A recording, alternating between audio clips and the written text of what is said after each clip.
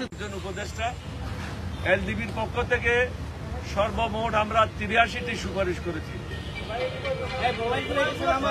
এই ৮৩টি সুপারিশের মধ্যে এগুলি দলীয় কোনো উপকারের জন্য না, রাজনৈতিক কোনো ফায়দা নেওয়ার জন্য না, আমাদের ব্যক্তিগত কোনো সুবিধার জন্য না। এই দেশে যে স্বৈরাচারী সরকার অতীতে ছিল, ফ্যাসিবাদী কায়দায় সরকার পরিচালিত হয়েছে, জনগণের মানবাধিকার ছিল না, স্বাধীনতা ছিল না, আপনারা ন্যায় বিচার পান নাই, আপনারা সুন্দরভাবে একটা নিঃশ্বাস ছাড়তে পারেন নাই। অসহনীয় একটা অবস্থায় আপনারা বসবাস করেছেন গত 15 বছর যাবৎ। তত্ত্বাবধায়ক সরকারের প্রধানকে আমরা বলেছি, এই ৮৩টি যে প্রস্তাব সুপারিশ আমরা দিয়েছি, এগুলি যেগুলি উনি মনে করবেন অন্তর্বর্তীকালীন সরকারের জন্য, যেগুলি সংস্কারের জন্য প্রয়োজন বা নিয়মিত রুটিন কাজের জন্য প্রয়োজন, এগুলি গ্রহণ করবেন, বাকিগুলি গ্রহণ করার প্রয়োজন নাই। আমাদের মূল লক্ষ্য হলো একটা পরিচ্ছন্ন বাংলাদেশ, দুর্নীতি মুক্ত বাংলাদেশ, চাঁদাবাজ মুক্ত বাংলাদেশ। এখনো পর্যন্ত আমরা বাংলাদেশকে চাঁদাবাজ মুক্ত করতে পারি নাই। স্বৈরাচার মুক্ত হয়েছে, কিন্তু চাঁদাবাজ মুক্ত এখনো হয় নাই। এখনো কোর্ট কাছারিতে ন্যায় বিচার হচ্ছে না। সাধারণ মানুষ যতদিন পর্যন্ত ন্যায় বিচার পাবে না, ততদিন পর্যন্ত এই স্বাধীনতার কোনো মূল্য নেই। প্রত্যেকটা মানুষ বুঝতে হবে আমি একজন স্বাধীন দেশের নাগরিক। সেই বিবেচনায় রেখে আমরা ৮৩টা প্রস্তাব দিয়েছি। এই প্রস্তাবগুলির মধ্যে অনেকগুলি আপনাদের সাথে আমরা শেয়ার করেছি বিভিন্ন সময়।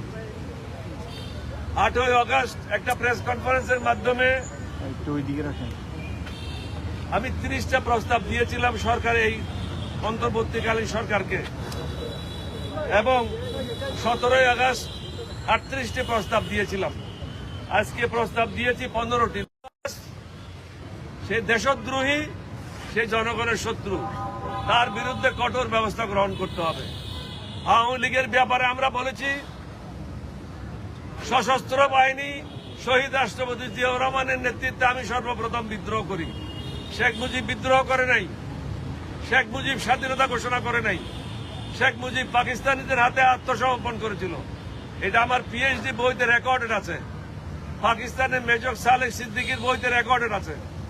সুতরাং জামাতকে যদি ছোট ছোট তুচ্ছ কারণের জন্য তাদের নিবন্ধন বাতিল করা যায়, আমাদের হাজার ছেলে মেয়েদেরকে হত্যা করার জন্য, 15 বছর আরো কয়েক হাজার গুম করার জন্য তাদেরটা কেন বাতিল হবে না?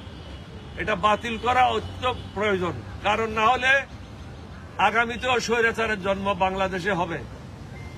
আমরা কিন্তু এই স্বৈরাচার সরকারকে আপনাদের মাধ্যমে বারবার বলেছি, ফলানোর সুযোগ পাবেন না। আমার প্রেস কনফারেন্স যারা অ্যাটেন্ড করেছেন, আমি সবাইকে বলেছি 2024 সাল হলো গজবের বছর এবং অনেক নতুন নতুন ঘটনা ঘটবে। তাই ঘটেছে, আরো ঘটতে পারে।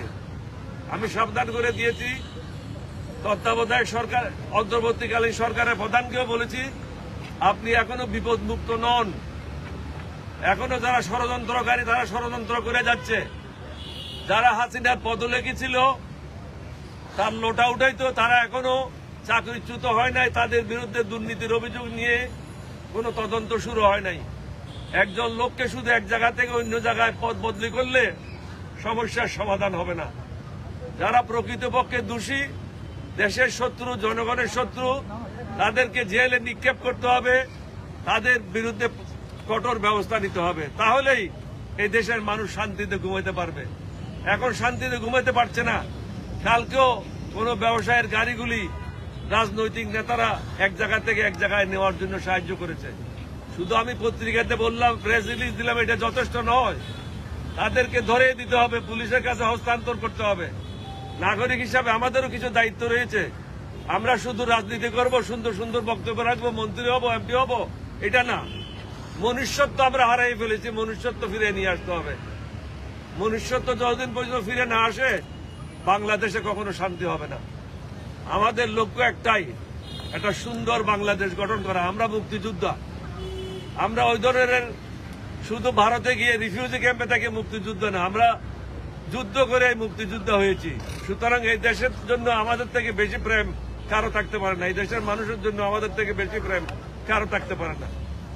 অবশ্যই কঠোর হস্তে দমন করতে হবে এবং আমরা বলেছি আমাদের পক্ষ থেকে পূর্ণ সাহায্য সহযোগিতা থাকবে। তবে এটাও বলেছি পর্যায়ক্রমে ইউনিয়ন কাউন্সিলের নির্বাচন, পৌরসভার নির্বাচন, সিটি কর্পোরেশন নির্বাচন, জাতীয় সংসদের নির্বাচন, উপজেলা নির্বাচন, এগুলির একটা সম্ভাব্য ডেট ঘোষণা করো। সম্ভাব্য ডেট ঘোষণা করলে প্রত্যেকটা রাজনৈতিক দল তার নিজ নিজ দল নিয়ে, সংগঠন নিয়ে নির্বাচনের জন্য প্রস্তুত গ্রহণ করতে পারবে। হঠাৎ করে আপনি যদি এখান থেকে অ্যানাউন্স করেন তাহলে অসুবিধা হবে। রাজনৈতিক দলদেরকে ব্যস্ত রাখার জন্য একমাত্র অস্ত্র হলো নির্বাচনের একটা ফোরকাস্ট দিয়ে দেওয়া। এটা 6 মাস পরেও হইতে পারে, 9 মাস পরেও হইতে পারে, কিন্তু নির্বাচন তো হইতে হবে যত তাড়াতাড়ি সম্ভব। অন্তর্বর্তীকালীন সরকারের জন্য ভালো, রাজনৈতিক দলের জন্য ভালো, দেশের জন্য ভালো। তবে সংস্কার করার পূর্বে কোনো নির্বাচন হওয়া কোনো অবস্থাতে বাঞ্ছনীয় না।